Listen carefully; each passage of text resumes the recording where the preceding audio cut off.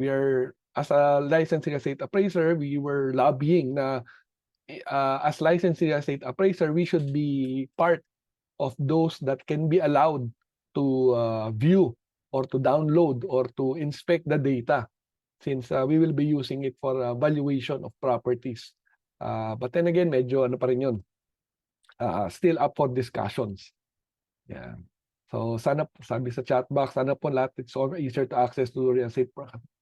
Yes, ma'am. Yun po yung pinaglalaban namin na since nandiyan na lahat ng data, baka naman pwede kaming makakita. Yan, especially for licensed real estate appraisers tulad nating lahat ano, very important yan ano. So this will already answer the yung sales comparison approach or yung market data approach ano kasi nandiyan na lahat yung data. So dapat available.